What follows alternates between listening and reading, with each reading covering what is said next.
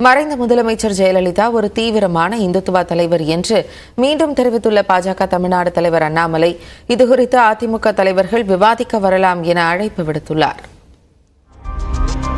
சென்னை அமைந்தகரையில் உள்ள தனியார் மண்டபத்தில் பாஜக மாநில நிர்வாகிகள் மற்றும் மாவட்ட தலைவர்கள் ஆலோசனைக் கூட்டம் நடைபெற்றது. இதில் கலந்து கொண்டு பேசிய பாஜக மாநில தலைவர் அண்ணாமலை, வாக்கு எண்ணிக்கையின் போது கட்சியினர் எவ்வாறு நடந்து கொள்ள வேண்டும் என அறிவுறுத்தினார். தேர்தல் பணிகளை குறிப்பிட்டு பேசிய போது, தேர்தலில் பணியாற்றாத நிர்வாகிகள் குறித்து விவரங்கள் அனைத்தும் தனக்கு தெரியும் என்றும், தேர்தல் முடிவுக்கு பிறகு கட்சியில் நிச்சயம் களையெடுப்பு இருக்கும் என்றும், மேலே இருப்பவர்கள் கீழே வரலாம், கீழே இருப்பவர்கள் மேலே போகலாம் என்றார். பாஜகவில் தெற்கில் உள்ள அனைத்து மாநிலங்களிலும் இம்முறை இரட்டை இலக்கில் வெற்றி நிச்சயம் என்று கூறிய அவர், எத்தனை இடங்களில் என்பதை விட எவ்வளவு வாக்கு சதவிகிதம் என்பதே முக்கியம் என்றார். தொடர்ந்து செய்தியாளர்களிடம் பேசிய அண்ணாமலை, தமிழ்நாட்டில் தேசிய ஜனநாயக கூட்டணி இரட்டை இலக்கில் வெற்றி பெறும் என்றார்.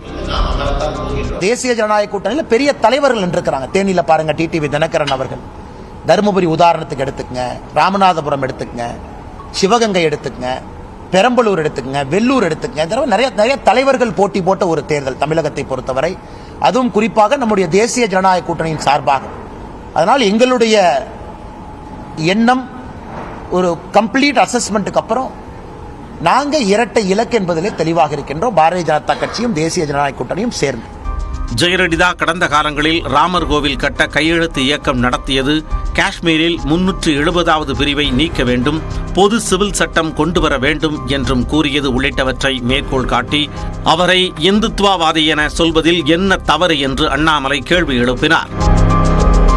முதல் ஆளா போயிருப்பாங்க. முதல் ஆளா போயிருக்கிறது மட்டுமில்ல, ரொம்ப சந்தோஷப்பட்டிருப்பாங்க. இது இந்தியாவில் யாருமே ராமர் கோவிலை பத்தி ஒரு தீவிரமான பாரதிய ஜனதா கட்சியினுடைய தொண்டன் சொல்வதை விட காரசாரமா பேசினவங்க. அதனால ஜெயலலிதா அவர்களை பொறுத்தவரை இது இந்தியாவினுடைய ஒரு பாரம்பரிய அடையாளமாகத்தான் ராமர் கோவிலை பார்த்தாங்க. அதனால இன்னைக்கு அந்த தலைவர்கள் மாத்தி பேசுறதுக்காக நாம இந்துத்துவ டெபினேஷனை மாற்ற முடியாதுங்க. தனது கருத்தை அதிமுகவினர் எதிர்த்தால் விவாதத்திற்கு பாஜக தயாராக இருப்பதாகவும், எஸ்டிபிஐ கட்சியுடனான கூட்டணிக்காக மாற்றி பேச வேண்டிய அவசியம் அதிமுகவுக்கு எழுந்துள்ளதாகவும் விமர்சித்தார்.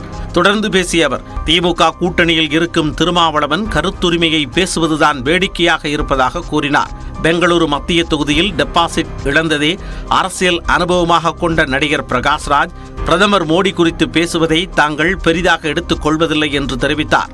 சீமான் விஜயலட்சுமிக்கு சொல்ல வேண்டிய பதிலை முதலில் சொல்லிவிட்டு தன்னை குறித்து பேசட்டும் என்றும் விமர்சித்தார்.